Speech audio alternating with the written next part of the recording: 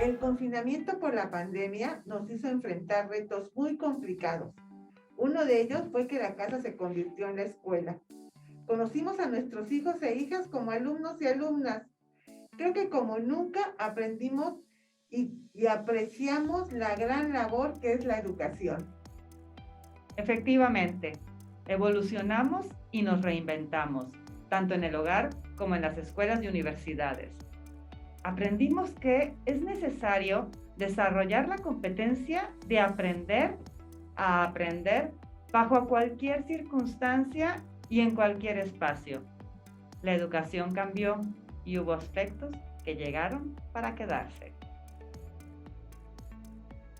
Bienvenidas y bienvenidos pensadores a una nueva edición de Repensar, un programa para reflexionar sobre nuevos conocimientos y repensar cómo vivir los nuevos retos. ¿Qué tal, Di? ¿Cómo estás? Muy interesante el tema de hoy. Ay, sí, Ivonne, ¿qué tal? Qué bonito estar otra vez aquí en esta mesa para compartir pensamientos y reflexiones. ¿Qué tal, pensadoras y pensadores que nos acompañan el día de hoy? Y pues sí, definitivamente la adaptación fue un gran tema, pero sobre todo la adaptación escolar, ya que, pues tú sabes, Ivonne, que durante el confinamiento, al inicio fue un caos, ¿no? Pero nos sacaron de nuestra zona de confort. Sí hubo un exceso de tecnología, internet, el Zoom, distancia, pero tuvimos que aprender a trabajar. Pero sobre todo, nuestros hijos e hijas tuvieron que aprender a aprender por ellos mismos y a hacer sus actividades sin tener al profesor o la profesora al lado. Y por ello, pues yo creo que la educación creo que evolucionó a 1000 por hora. Y pues bueno, para tratar este tema el día de hoy, tenemos un invitado muy especial que es experto en innovación educativa y es profesor de la Escuela de Humanidades y Educación aquí en el Tecnológico de Monterrey, Campus Puebla. El doctor Rodrigo Ursid, qué gusto tenerte en esta mesa. Bienvenido a esta tu casa en el programa Repensar. Gracias. Bienvenido, Rodrigo. La verdad que un placer que nos acompañes. Has sido ponente en varias conferencias con colegios. Oh, sí, ya sabemos que pues los profesores de varios colegios con los que tenemos vinculación, pues ha dado conferencias, ha hecho talleres, actividades y la verdad pues es muy querido y apreciado. Pero bueno, Rodrigo, cuéntanos, ¿quién es Rodrigo Ursid? Cuéntanos un poco de ti. Sí, claro. Bueno, pues soy poblano. Nací un 15 de julio de 1981. Estudié Ciencias de la Comunicación en la Universidad de las Américas. Después estudié una maestría en Comunicación Estratégica en la UAP. Después estudié un doctorado en Comunicación Estratégica y Dirección de Tecnologías en la UPAEP, ¿no? Y bueno, desde el 2013 estoy dando clases aquí en el TEC. En el 2018 me incorporo como profesor de tiempo completo. Y desde el 2020 soy miembro del Sistema Nacional de Investigadores, ¿no? Pues como bien decías, las líneas ahí que suelo trabajar son innovación educativa, flexibilidad curricular, planeación estratégica, comunicación estratégica, y de repente por ahí escribimos algo relacionado con el análisis de contenidos audiovisuales, ¿no? Que a final de cuentas pues, es una línea ahí que me formó, ¿no? Repito, como comunicólogo. Entonces, pues siempre está ahí latente, ¿no? Esta idea por escribir sobre lo que está pasando en los diferentes medios. Ay, qué genial. Yo creo que los temas que trataste, ahorita que nos comentaste que son como tu forma de trabajar, de vida, son creo que temas que todos los docentes en un momento determinado tuvimos que recurrir con todo esto de la pandemia. Y de verdad que creo que el tema de aprender significó un reto en todo momento y nos tuvimos que adaptar a cosas como tecnologías, nuevas estrategias didácticas. De hecho, los espacios de aprendizaje se fueron totalmente diferentes, disruptivos. Este, estas cosas llegaron en un momento caótico, pero definitivamente algunas van a persistir, ¿no? Claro. Llegaron para quedarse. Así es que, por favor, coméntanos qué cosas nuevas llegaron al ámbito de la educación durante la pandemia y y ahorita también después del confinamiento. Claro, pues bueno, más que llegar, yo creo que se potencializaron, ¿no? Sobre todo la conectividad. Nos dimos cuenta que las plataformas, los dispositivos, todas estas herramientas basadas en las tecnologías de información y comunicación, pues tuvieron una fuerza, un robustecimiento mucho mayor al que ya se venía utilizando. Habíamos hablado de Zoom, de Teams, de compartir archivos en Drive, a lo mejor Netflix Party, HBO, Disney Plus, que también tiene estas plataformas en las que se comparten, ¿no? Una película, una serie, lo que sea, y se ve en equipos, ¿no? Entonces, lo que conlleva esta pandemia creo que es un trabajo ampliamente colaborativo, una disrupción en la manera en la que se imparten clases y en las que se reciben las clases también. Creo que obligó hasta cierto punto, obviamente, a lo mejor hay quienes tienen un poquito más de, digamos, dinamismo al impartir sus sesiones, pero obliga de una u otra forma a que se rompa este cascarón, zona de confort, ¿no? Pero también hay lo charlo en algunos webinars y pláticas que doy. Esta zona de confort en la que yo llegaba, ¿no? Automáticamente abro la puerta del salón, prendo el cañón, prendo la computadora y empiezo mi verborrea, ¿no? Y pues ya no va por ahí, ¿no? Entonces, antes de ponerse a decir todas estas cosas. El monólogo. El monólogo, es un soliloquio, que luego ya nomás están viendo con cara de ya, párale. Pues obviamente ya es, no nada más es, me voy a poner a hablar y a rayar el pizarrón, ¿no? Bueno, yo por eso nunca lo he usado, la verdad, tengo una letra muy fea y creo que los voy a confundir más. Entonces, pues te obliga a hacer otro tipo de presentaciones, a vincularte con el alumnado, a tener un nuevo rol, que eso es muy importante como docente, como profesor o profesora, y que al final de cuentas entendemos o estamos acabando de entender que las tecnologías son nuestras aliadas. Porque claro, es muy padre decir, no, pues está Powtoon, o está Padlet, o está Miro, Limnu, N cantidad de plataformas, pero hasta que ya no te ves obligada o obligado a decir, ok, vamos a estudiar o vamos a hacer un trabajo, haces, por ejemplo, en Zoom, ¿no? Los famosos breakout rooms, y el equipo 1 hace un Padlet, el equipo 2 hace un Limnu, y etcétera, etcétera, ¿no?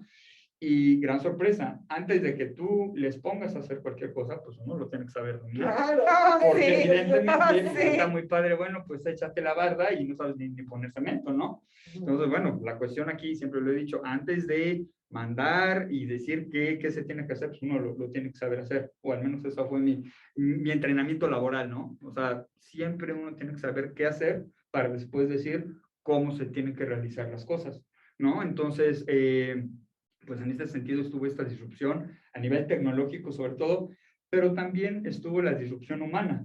Y es muy interesante que, incluyendo obviamente, pero otros colegas y otras colegas también lo supe, buscaban hacer ejercicios en el sentido de que, pues ya que estás con la familia, bueno, pues ponte a ver, no sé, Rojo Amanecer, ¿no? Que habla del 2 de octubre, ¿no? Y en Tlatelolco. Y pues bueno, es interesante hacer el análisis, no es lo mismo que se los pongas en el salón, algunos clips, etcétera, a que, a ver, verlo con tu papá, con tu mamá o con alguien mayor, evidentemente, con el que vivas y que te cuente un poco, a lo mejor no lo vivió, pero sí el abuelito o el papá, no sé. Y sí, son ejercicios que obligan a que también, como bien decían hace rato, pues papá, mamá, abuelitos, tíos, no sé, pues se involucren en este aprendizaje.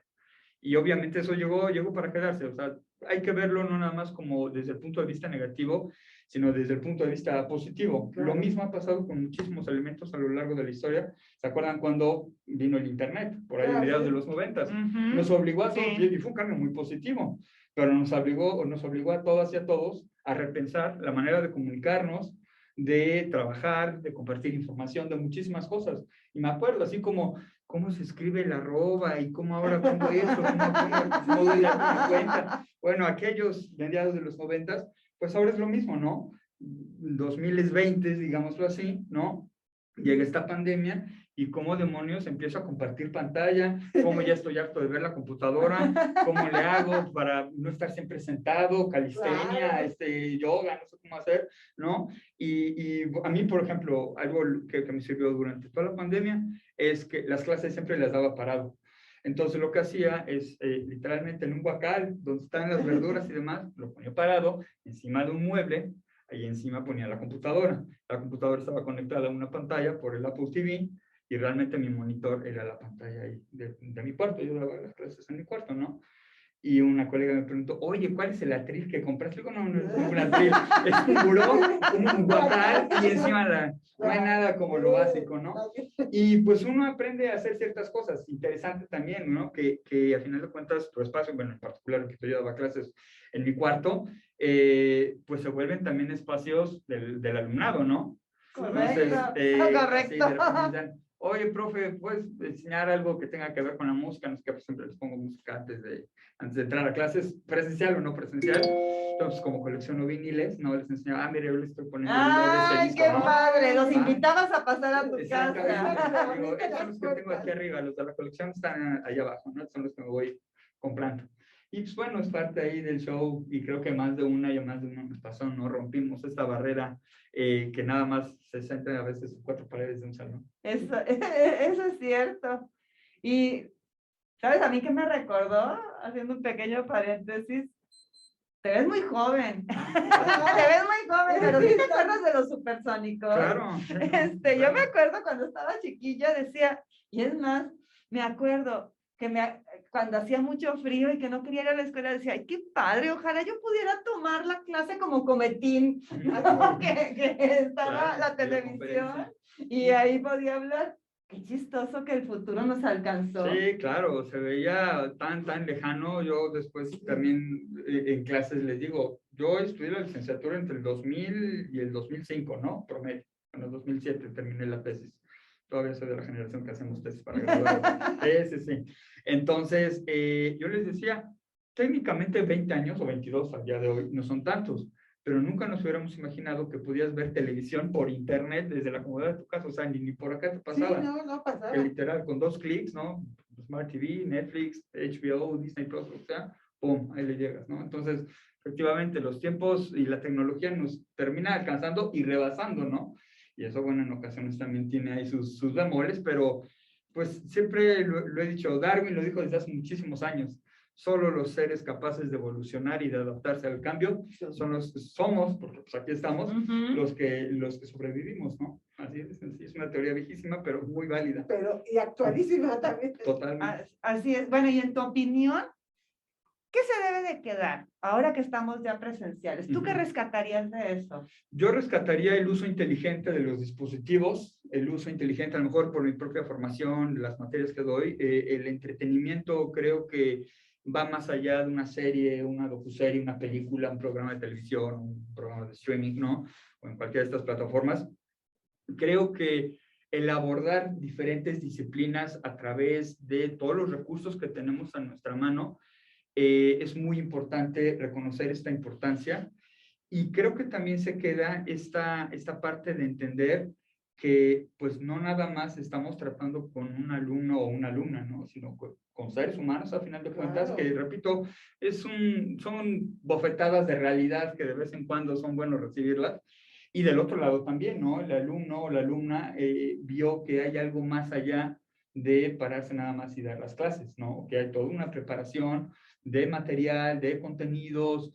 Entonces, creo que se llegó a un punto, por lo menos ahorita se está trabajando esta parte, en la que ambas situaciones, ambos grupos de interés, ¿no? Tanto profesorado como alumnado, pues nos estamos acabando de dar cuenta que todas estas herramientas que siempre estuvieron disponibles, realmente las podemos ocupar y utilizar desde otro enfoque, pero también creo que muy importante, nos dimos cuenta de lo importante o la importancia que tiene la presencialidad. Eso también es muy importante, ¿no? El trato humano, el estar aquí platicando en el salón, a ver por acá, a ver por allá, ¿no? O sea, las dos partes son igual de importantes y necesarias. Yo creo que sí, y fíjate que tomando el tema, yo creo que las familias apreciamos, yo creo que desde casa, toda la labor que tiene el dar una clase, el aprendizaje, y creo que que también participamos más. Yo creo que a lo mejor la familia dejaba al hijo o a la hija en la escuela y ahí se quedaba el rol de cooperación con el colegio. Claro. Y ahora creo que es la pandemia y todo este confinamiento que tuvimos hizo que se involucrara más el colegio, alumno y familia.